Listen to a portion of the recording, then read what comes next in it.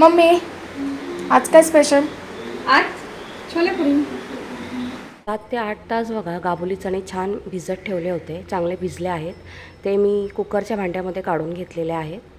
आणि एका भांड्यामध्ये बघा 1 चमचा चहा पावडर, 2 तुकडे दालचिनीचे, 4 ते 5 लवंगा हे एकत्र करून आपल्याला जे आपण चणे शिजवणार आहेत ना त्याच्यामध्ये हे ठेवायचं आहे. त्याचबरोबर 2 टमॅटो, 2 कांदे हे एकत्र आपल्याला करून 7 ते 8 शिट्या आपल्याला करून घ्यायच्या आहेत.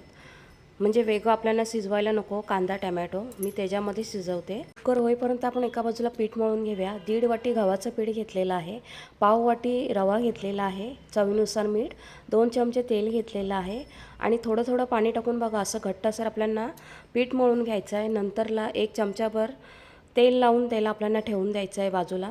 तर इथे कुकर पण झालेला आहे बघा. एका बाजूला कांदा कापून घेऊया आपण. कांदा बघा छान असा कापलेला आहे. कढईमध्ये तेल घेतलेलं आहे. तेल गरम झाल्यानंतर जिरं, तेजपत्ता, कापलेला कांदा, 2 हिरव्या मिरच्या कापून घेतलेल्या आहेत. ते परतेपर्यंत आपण इथे पेस्ट करून घेऊया. टमॅटो, कांदा, लसूण, काजू, आल्याचे तुकडे हे सर्व आपल्याला पेस्ट करून घ्यायचे आहे. कांदा बघा चांगला परतला आहे. त्याच्यामध्ये आता आपण हिंग, हळद, धने पावडर, छोले मसाला, घरचा लाल मसाला हे सर्व एकत्र करून त्याच्यामध्ये ती आपण तयार केलेली पेस्ट पण ॲड केलेली आहे. व्यवस्थित मिक्स करून आता ह्याच्यामध्ये बघा थोडेसे चणे पण मिक्सरला वाटून ते आपण ह्याच्यामध्ये ॲड केलेलं आहे. गरजेनुसार पाणी टाकायचं आणि जे बाकीचे उरलेले छोले आहेत ते पण ह्याच्यामध्ये टाकायचं. चवीनुसार मीठ, वरून कोथिंबीर, थोडी कस्तुरी मेथी टाकून थोडंसं पाणी ॲड करून झाकण लावून आपल्याला बाजूला ठेवून द्यायचं एक उकळ आणण्यासाठी. एका बाजूला तेल गरम करते. पीठ आपलं चांगलं भिजलेलं आहे.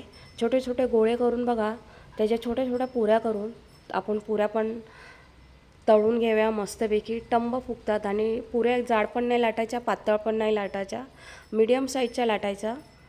आणि जर असं तुम्ही गोळे करून तर पुऱ्या केल्या ना की त्या एकदम पटापट होतात, त्याला वेळ नाही लागत. आणि पुऱ्या बघा कसल्या मस्त टंब फुगतात. एका बाजूला आपली भाजी पण झालेली आहे, खूप छान सुगंध येतो आहे. पुऱ्या पण बघा कसल्या टंब फुगलेल्या आहेत. पुऱ्या पण करून झालेल्या आहेत. तर आजची रेसिपी तुम्हाला कशी वाटली मला नक्की कमेंट करून सांगा. आणि चॅनलला तर लाईक केलं नसेल तर प्लीज लाईक करा. रेसिपी करून बघा ही. छोले पुरी तयार. थँक्यू.